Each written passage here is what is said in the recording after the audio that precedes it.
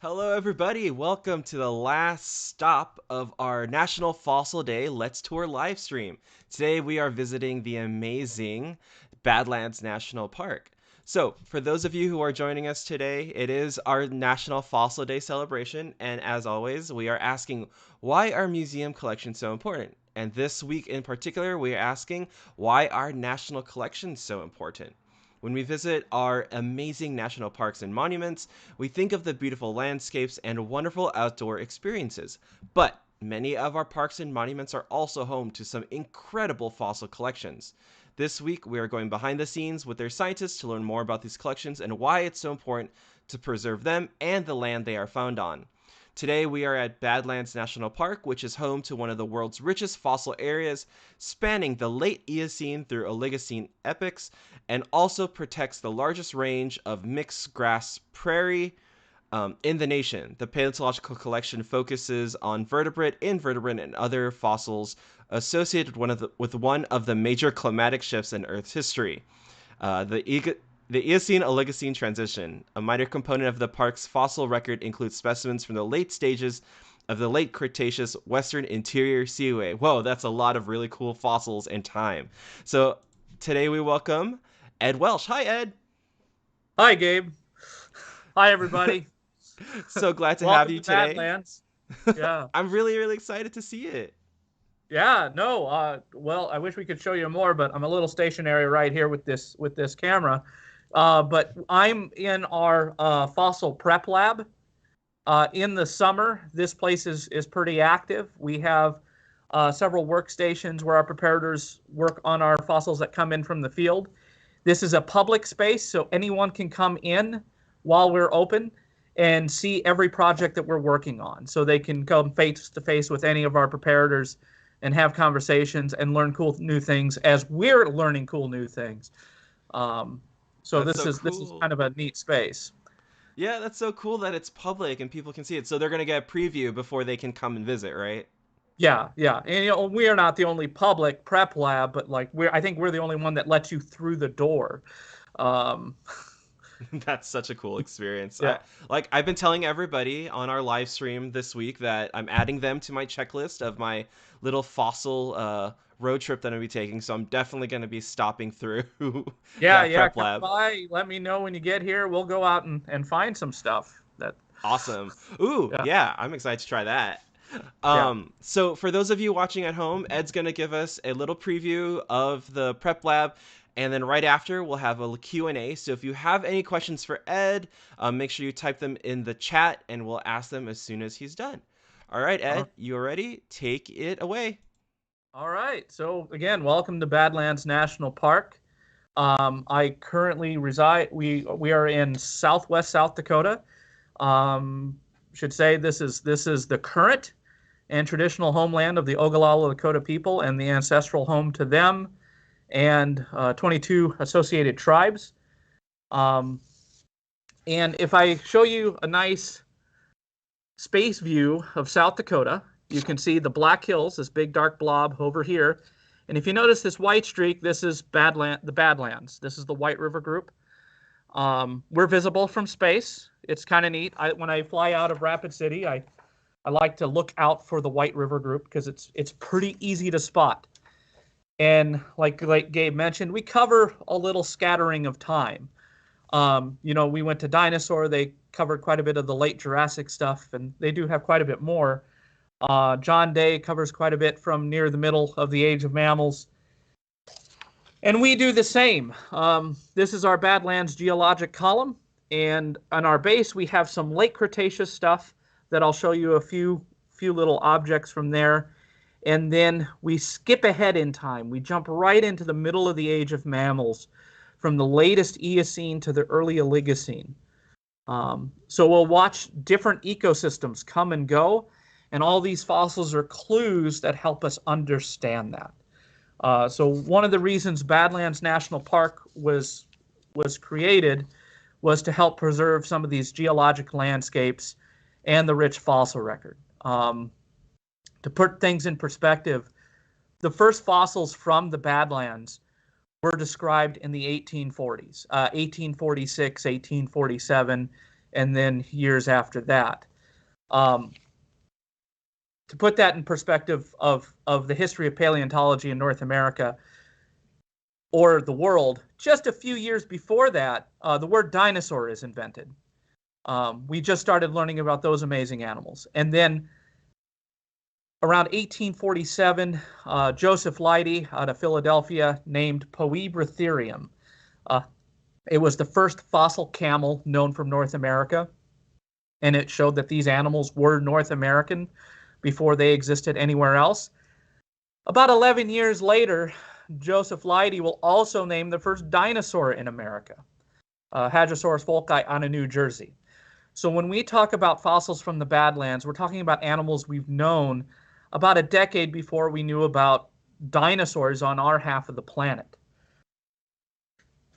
So we can get started and show you some of our unique things. So you get out here and you see all these amazing formations, and there's an image of them behind me, along with some of our big charismatic animals.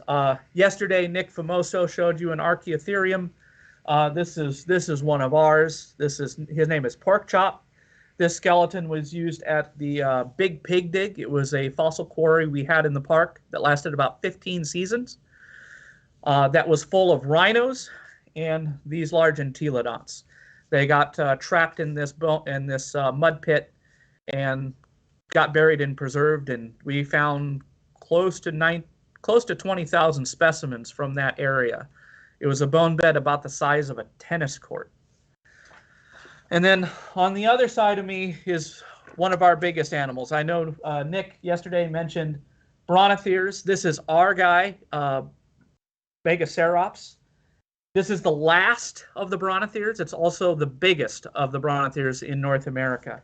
And get you a close-up. This is just one of its teeth. This is a lower left wisdom tooth with some jawbone, just to give you an idea how massive these things were. They were about the size of a small elephant, and they carried a nice slingshot horn. I'd like to show you on this one, but it weighs a couple 100 pounds,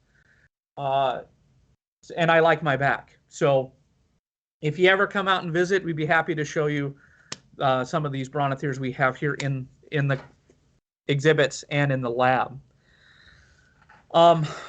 With the early Cretaceous stuff, kind of what sets the stage for what goes on in the American interior. During the late Cretaceous, during the Cretaceous period, we were kind of at or below sea level.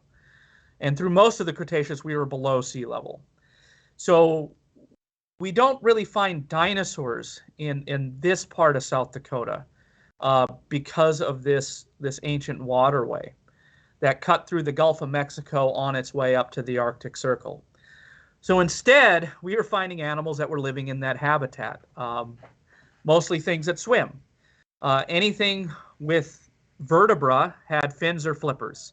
Whether or not it had gills or lungs, we would find sharks, fish, marine reptiles, archelon, the giant sea turtle that everyone knows from the Western Interior Seaway. Actually, the original specimen came from near the town of Red Shirt on the Cheyenne River, just outside the park boundary.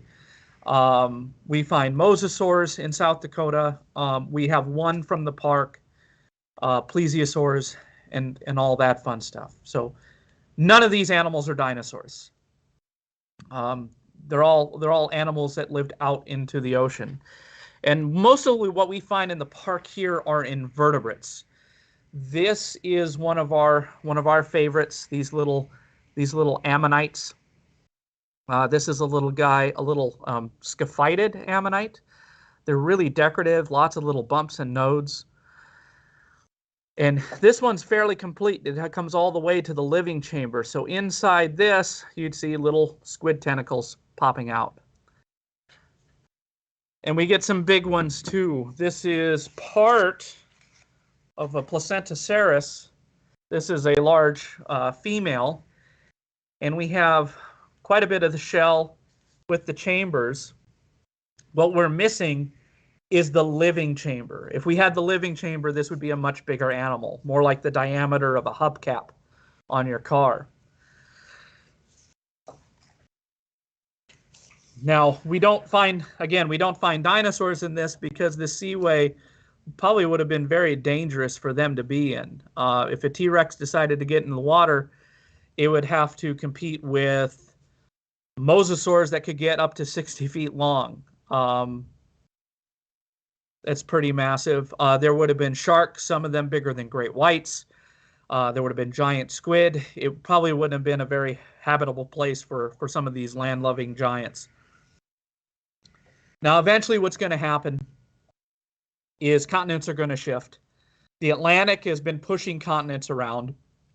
And so the North American continent gets pushed into another plate, causes some mountain uplift, and we'll watch the Midwest rise above sea level with the newly risen Rocky Mountains, the Front Range, the Laramie Range, and eventually the Black Hills.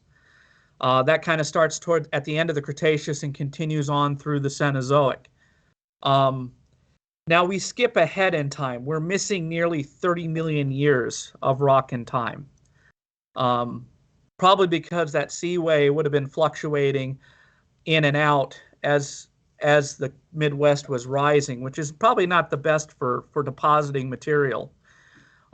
We kind of know what we're missing because if we go further north and visit other sites like Theodore Roosevelt National Park or in that region of going into southern North Dakota, going into northern South Dakota, we'll see a more complete sequence of rocks. So here we have the Pierre Shale and a little bit of the Fox Hills Formation, and that represents about a time interval about 72 to 69 million years ago of the Western Interior Seaway. Now, in other parts of South Dakota and North Dakota, on top of that, we should see the Hell Creek Formation, then the extinction layer that we know as the KT or KPG boundary, then the Fort Union Group, which is a few formations of the Paleocene, and then in North Dakota, we get another formation called the Golden Valley. And then on top of that, in North Dakota, you get the Chadron and the Brule Formation. Those two formations are what we know as the Badlands right here. All of that between the Chadron and a little bit of Fox Hills is gone. It's gone. In some parts of South Dakota, you'll see nothing but the pure shale, that late Cretaceous Seaway. Everything after that is gone. We call that an unconformity. It's missing rock and missing time, and it's not that unusual. It happens really frequently almost anywhere you go. When we get to the White River group, things are becoming a little more interesting. If I give you my time scale here, the Badlands existed about halfway between the dinosaurs on this hand and our conversation on this hand. The Badlands is right here. We span about 37 to about 28 million years ago. So about equidistant in time between you and T-Rex. Now, if we were to look at other sites in North America from the early Cenozoic, the early half, like Theodore Roosevelt, happened not long after the dinosaurs. You can go find petrified cypress trees, crocodiles, alligators, primates. You can go to Fossil Butte and find a lot of neat fish and tropical plants. North America was very tropical, covered in jungles and swamps. After that, once we get to the second half, everything starts to become more open, dry, and grassy, and the planet starts to cool down a bit. And so we see a shift from this ancient, swampy, jungle-like North America to a more dry, open, and grassy one. And we're going to watch the animals respond to that. Fossils are great. They look amazing, but they're also pieces of valuable information. Each fossil tells us an important information of how they responded to that change. Some of these animals were able to adapt to that change and continue on. Some animals weren't able to adapt so well, so they either moved away where that environment that they liked still existed, or if they couldn't do any of those things, they went extinct. So we'll show you some of our usual cast of characters and some unique things that we've been working on this summer. So in the Chadron Formation, our lowest part of the Badlands, we find our usual cast of characters. We get these things called oreodonts, and they're really our most common group of animals. They're a herbivore. Some people like to compare them to sheep or pigs, but really their closest relation are maybe camels. They really don't resemble any of these animals. They're kind of their own unique family, and they're hard to avoid. When we start finding oreodonts here in the Badlands, this is kind of their peak. And we find a pretty large variety of them, and I'll introduce you to some of them a little later. We also find little three-toed horses, like the one Nick introduced you to yesterday. So, he showed you a foot to one of these early three-toed horses. We get this thing called Mesohippus. They are the first of the three-toed horses. They start to get longer legs, a bigger middle toe, probably a little more better adapted to running in open spaces. So this new environment that's starting to establish itself, we call the grasslands today. These animals are now adapting to moving around and being mobile in that environment. And then the characteristic animals of the Chadron Formation are the brontotheres, the biggest animal that we find here, about the size of a small elephant. Since their habitat is changing, their world is disappearing, these animals aren't adapting well to that. Once things start to dry out and cool down, these swampy, marshy areas of the interior are going to disappear, and these animals are unfortunately going to go with them. Another animal it shared its habitat with that clues us in on those wet and swampy environments are alligators. We get quite a few alligators in the Chadron. This is one of the better skulls I've ever seen. This is a replica. The original is at South Dakota School of Mines. This is Alligator prenasalis. It's the first appearance of the genus alligator. So this is likely ancestral to the alligator we see today in places like Florida, Louisiana. But yeah, this alligator came from South Dakota, and it gives us a nice clue of what this area would have been like. So aside from being a really nice looking skull, it gives us really valuable climate and environmental information to this version of South Dakota that doesn't exist anymore. Once we get into the Brule, we'll watch some of these animals continue on, but we will lose brontotheres and alligators. This is called the Eocene-Oligocene Transition. It's one of our major climatic shifts in Earth's history. So we're going to watch things become more modern. Good example are things like the horses that we showed you before. They're getting those longer legs. They're getting that bigger middle toe. Just like Nick was showing you with the John Day horses yesterday. At this point, horses are starting to resemble something that we're familiar with, at least as far as their body plan goes. I'm going to show you another horse.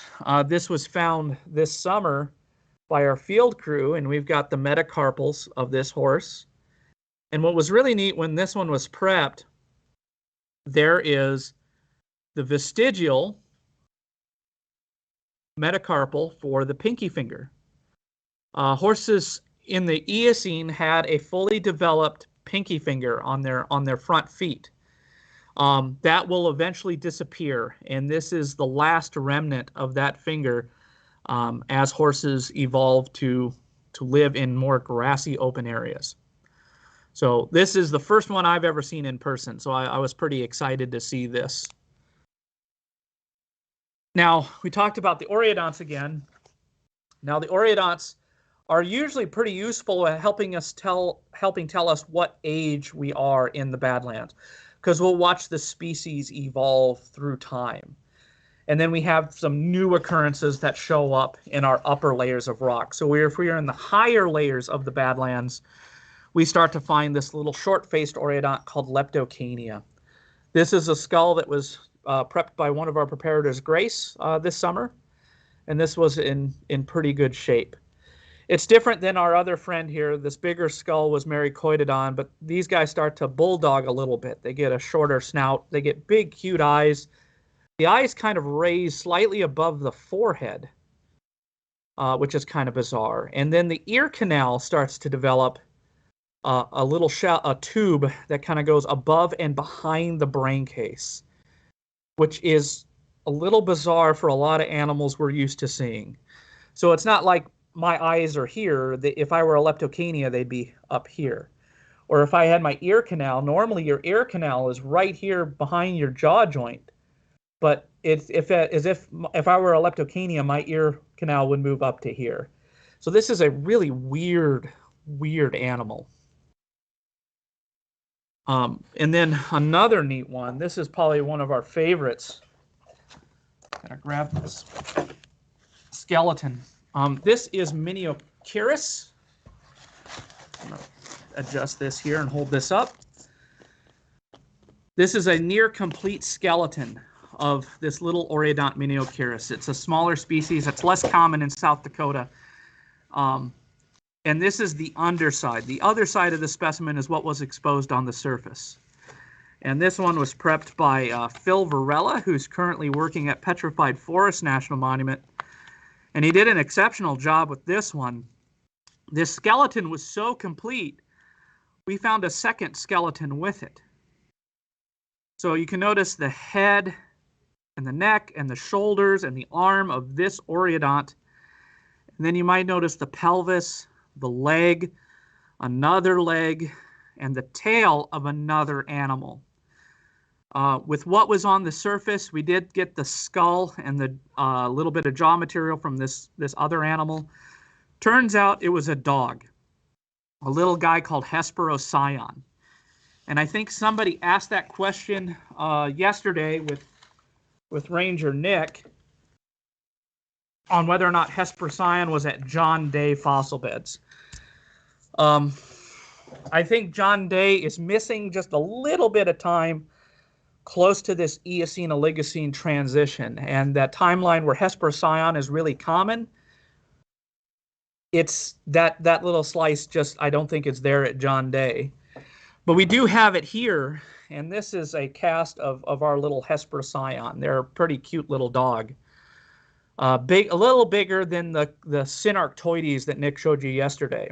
But Hesperocyon is really the granddaddy of all dogs. This is where dogs began. When we find Hesperocyon, it is the only dog in the world when we first find them. They're only found in places in the northern Great Plains. We find them from Colorado to Saskatchewan, close to this Eocene-Oligocene transition. So in the Chadron, we find nothing but Hesperocyon. It's the only dog that exists. We get into the lower Brule Formation of the Badlands, then we might see a few others, but still Hesperocyon is king. They're kind of all over the place. And then once we get into the upper part of the Brule Formation, this little dog starts to die out, and then more species start to emerge, and we really see dogs take off.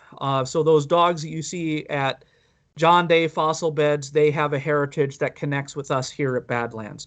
Some of those species that we find there, we also do find here.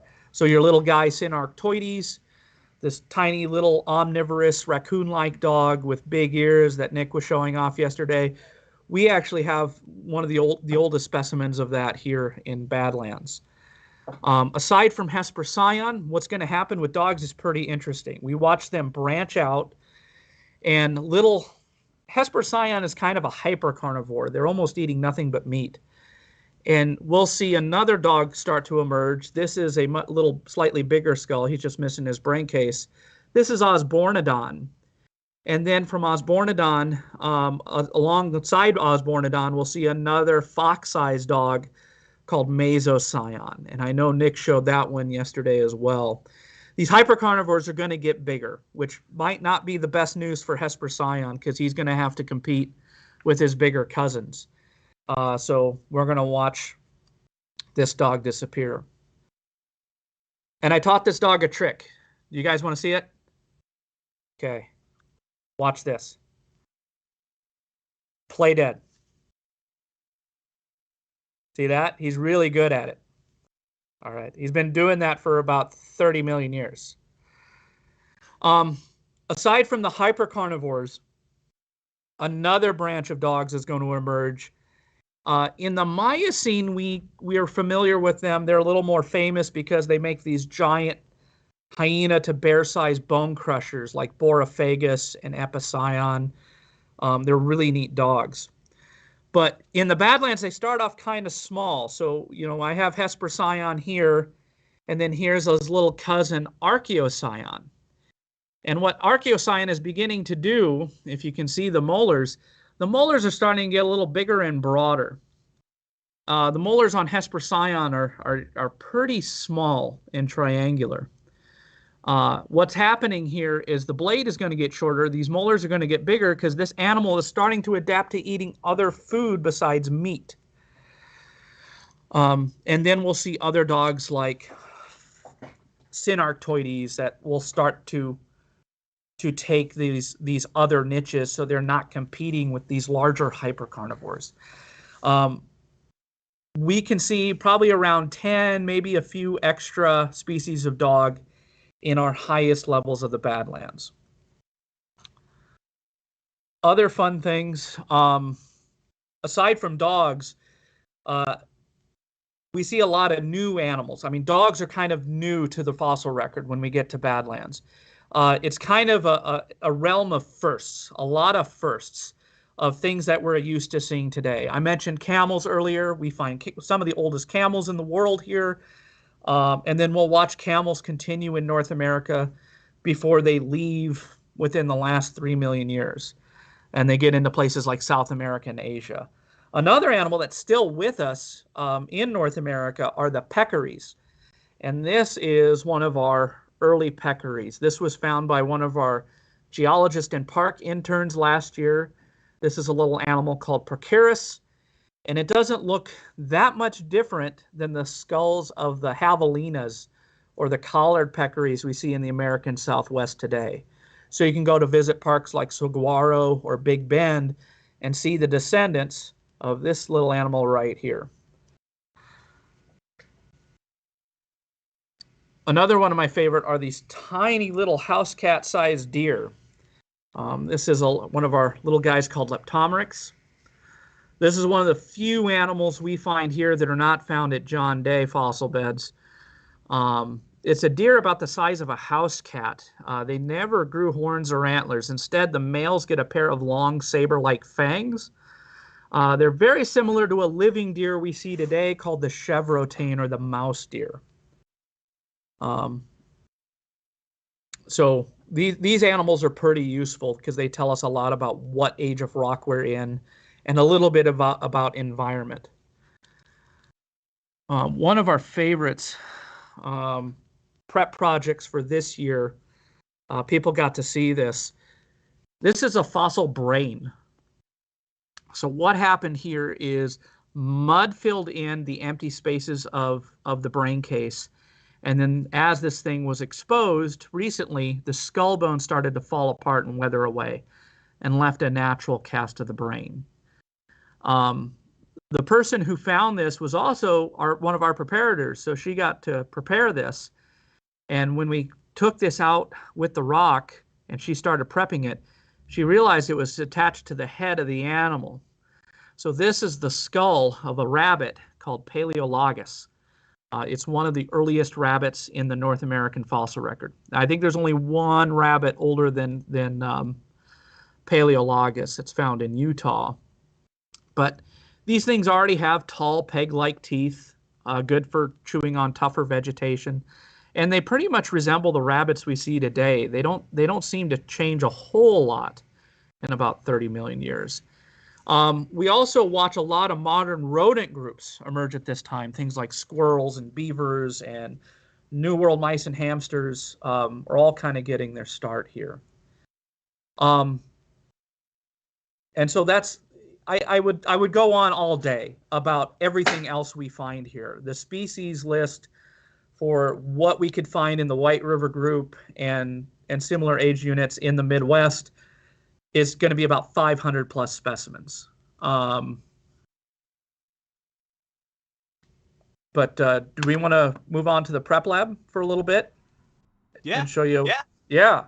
So I'm going to move you around. I have a partner in crime here. I'm going to introduce you to Lexi Richmond, and she's going to show you her workstation and one of the cool fossils she's working on. Hi guys. So this is my prep station. This is a prep chamber. And even though it looks like an incubator, we actually use the prep chamber to keep the room clean so that people can come up to us and talk to us without having to wear a lot of PPE or masks and ear protection, eye protection, because that's what normal labs would have to do. That's why we're always behind a glass wall. But this way we're able to talk to visitors and talk to you guys and tell you guys about fossils. And a lot of the things that we tell you guys is how to find fossils, what they look like, and what to do when you find a fossil. And the number one rule is please don't pick it up. We don't want to pick up a fossil. You lose all the scientific information, like how old it is, where it was found, what environment it was in, and you can leave stuff behind. But this is my favorite fossil so far. I started working on this. This is called a hyenodon. So this is his entire skull right here. His skull is about the size of a small grizzly bear, and his body would be about the size of a wolf. These guys lived about right after the dinosaurs died out till about 25 million years ago. This guy's about 33 million, give or take a million. But as you can see, he's a hypercarnivore. This is just a single tooth. This is his canine, and it's pretty gigantic. But I also have a cast of this guy because his skull still needs a lot of cleanup. I'm hoping to finish by December, but if not, I'll wait till next year. But this is actually a cast of his skull, and if you see it, he is a terrifying guy. These guys are super weird. they actually have self-sharpening teeth.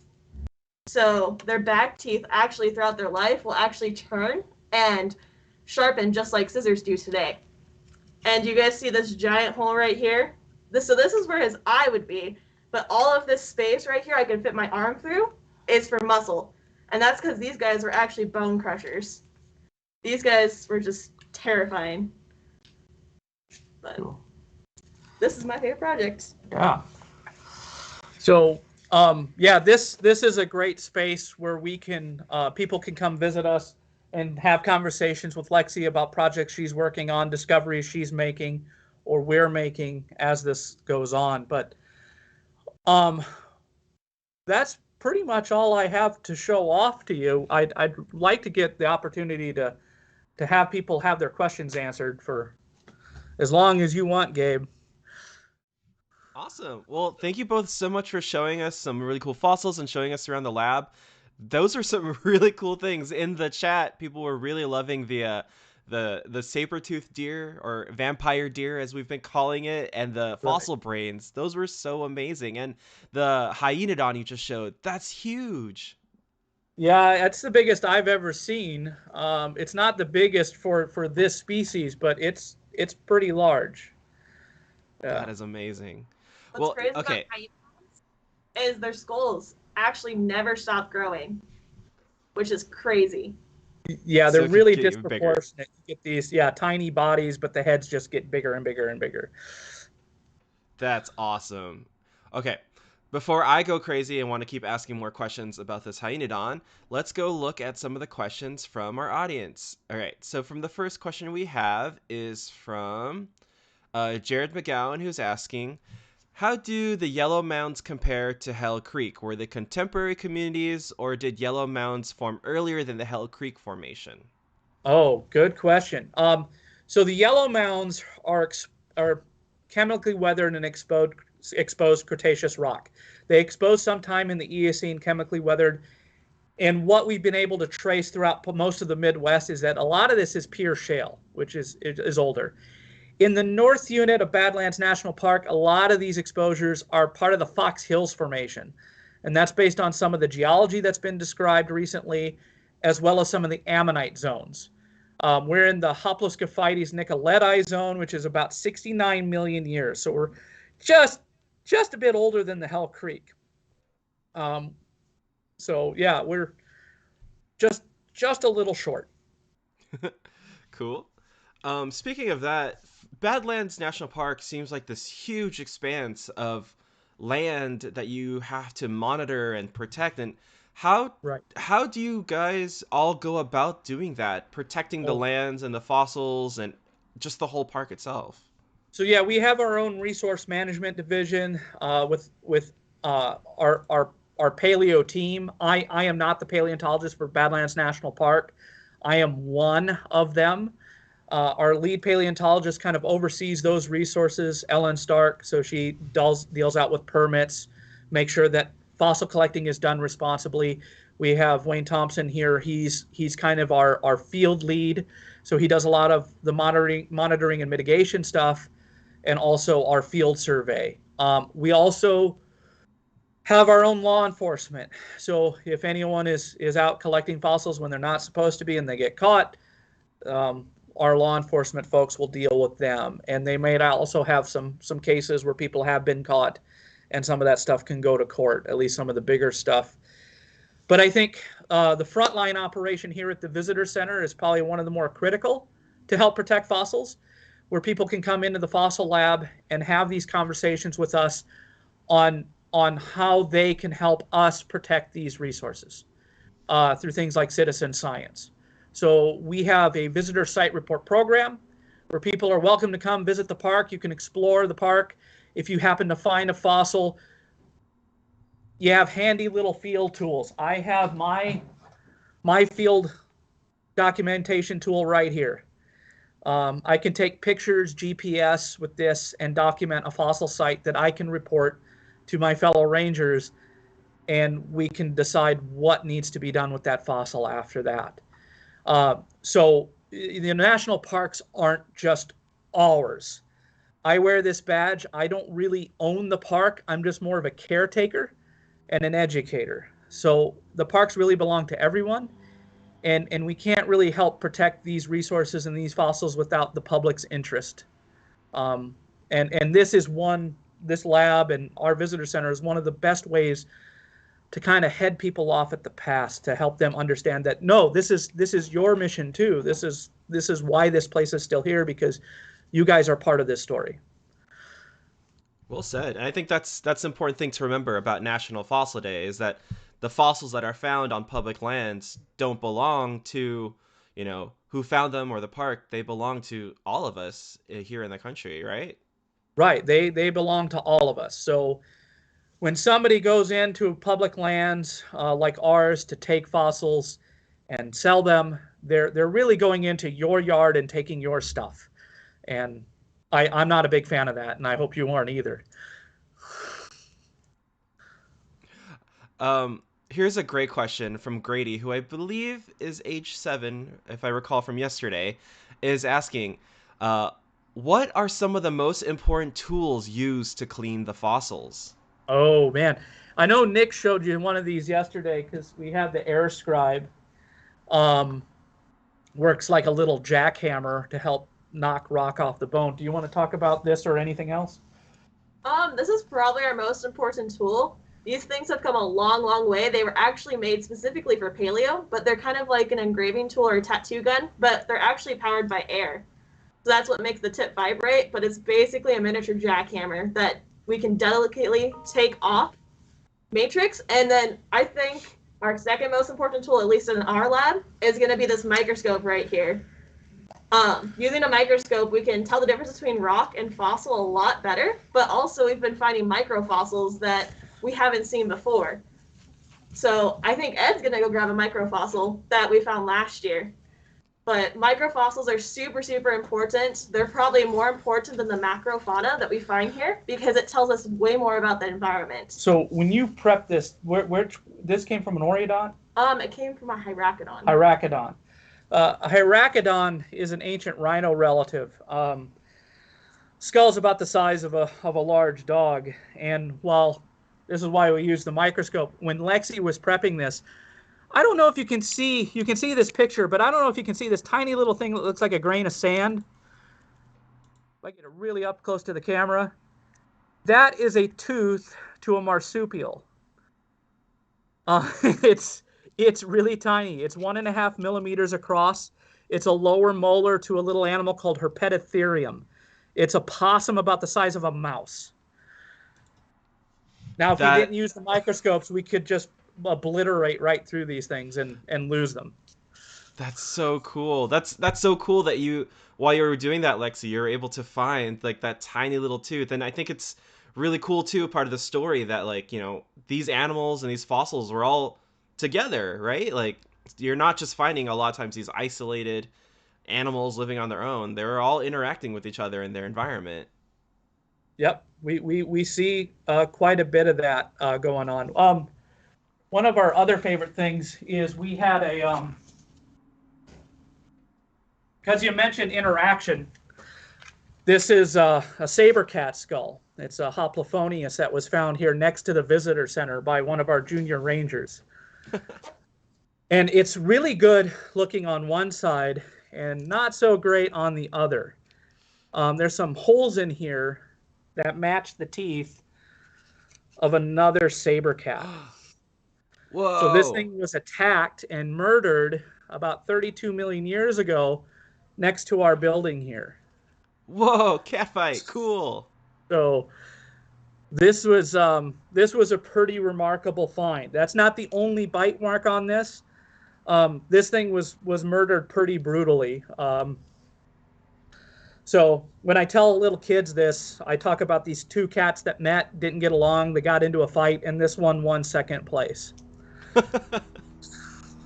That's an awesome find. I can't believe that was just right next to the center. And it was a junior ranger, you said, that found that? Yeah, it was after a junior ranger program when it was originally when it was discovered and noted. All she found was the very back of the skull. She just found the occipital condyle here, these two bumps where the neck attached, and then part of the cheekbone here where the jaw would attach. That's all that was found. Wow, And what a then way to later end on, your program. yeah. Sorry, So continue. yeah, no, it's kind of remarkable. It was a remarkable find, and it's not often we can tell the last few minutes of an animal's life. Because like when you break down time, like 30, how many minutes is in 32 million years? Can you do that math in your head real quick? No. It's too much, but we know the last few moments of this animal's existence. It's a short story to tell in about a few million years worth of time. Wow, an amazing story. Yeah. Um, Sorry, let me double check these questions. My brain is still racking around that. You've shown some really amazing fossils today. Okay, this question is from Billy Burnham. How can you tell the ammonite is male or female? Um, some people have made discoveries in other sites where they find male and females together. Um, and so, like for the Placenticeros or Placentaceros, the females are always really large, and then the males are about half the size, maybe a little less, and they have a little bit more ornamentation on the shell. We get the little scaphites. The scaphite males are pretty small, and then the females get pretty big and round. So when we find the female scaphites, they tend to stand out. But some other ammonites aren't so easy to tell apart. Cool, cool. This next question comes from Bailey down at the Alf Museum, and this one goes for both you, Lexi, as well. Which Badlands fossil is your favorite? You go first. I'm gonna say this guy, just because I just think creodonts are just absolutely weird and terrifying at the same time, and we don't know a lot about them yet. But what about you, Ed? It's a hard pick. There's a lot of weird and unique things that I like here. I like the little freakish Oreodont leptocania. That's near and dear to me. I did my master's thesis on those little freaks. I've also grown to love the little dogs quite a bit. The dog diversity here, and it's hard to pick out a favorite. But I don't know, like Nick, Synarctoides is hard not to like because it's so tiny and cute. The smallest dog in the fossil record is one species of Synarctoides, and we have found it here in the park. So it'd be cool to see some of those guys around. We get another one that I've started to like called Paleogale. It has a really unique history. It's been confused as a weasel, and I think now it's being classified as a basal feliform. So things like genets, civets, and linsangs are its closest relatives, closer to cats. We just found a new species here not too long ago, and that was pretty wild. I think they're kind of a fascinating animal, but it's a list. It's a big laundry list of things that I'd like. It's hard to pick a pinpoint a favorite. That's very fair. Like I said, you've shown some really amazing fossils today, and I can't even tell you which one has been my favorite so far. I am leaning towards that fossilized brain endocast because that is just so cool. Yeah, And it's not the only one we've ever seen here, but those are always cool to see. do you all have active excavation still at the park today? I think we're planning to have one next summer. It's going to be in a pretty remote area, and we're talking about live streaming it from the field to this room. So we'll probably the rest of the paleo team has got the equipment outfitted, and I think they're getting it ready to go for next year. So we might bring people to a site virtually. So cool. So make sure everyone keep up with that one.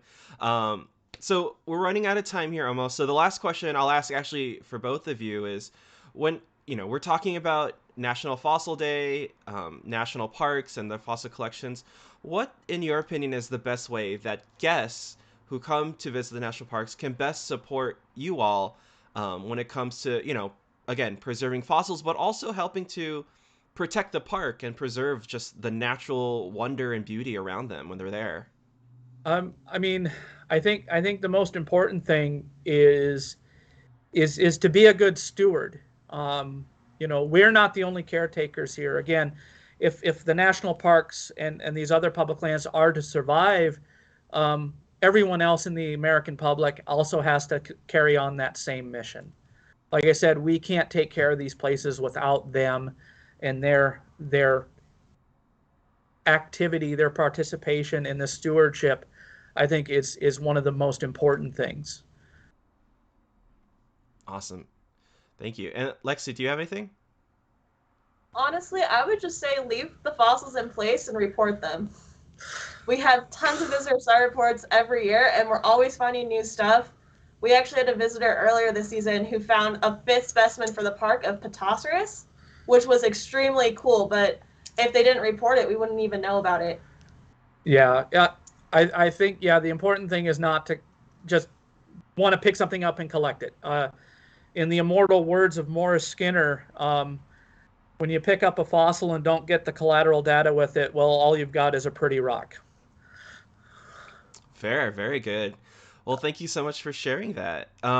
So as we close up, if folks want to come visit the park or visit you online, where's the best time for them to go, and where's the best place for them to go online to learn more about the park? Well, they can visit our park website anytime. Right now, we are open 9 to 4 at the visitor center, but our park doesn't close. You can come visit the park anytime you like. The only time we close the park road is if we have a really bad blizzard and the interstate's closed. Then you just physically can't travel here. It's always pretty here. You always get great landscapes. You're welcome to be in the park day or night because we do have fantastic night skies too. So Ooh. astronomy is a big deal here. Um, so yeah, please come visit us. Come say hi to us in the visitor center. We're happy to talk to you more about this or anything else you want to learn about. Awesome. Well, thank you both so much for this virtual tour. It's been fantastic, and I've learned a lot. And again, I'm adding this to my road trip list. Yeah, we'll get you out here. I don't know if we can find a saber cat like that one, but we'll see if we can get you to find something even cooler I'm happy or as finding cool as anything. that. Yeah. So All right. Well, thank you all so much also in the audience for joining us today. Um, as always, if you like programs like this and want to support programs at the ALF Museum, make sure you find links on how to do that in the description below. National Fossil Day is brought to you by the National Park Services, and you can find more information about it on their website. And as always, make sure you like and subscribe to our channel for more stories from the world of paleontology. Thanks everybody so much, and we will see you in 2 weeks, and also next National Fossil Day. Bye, everybody.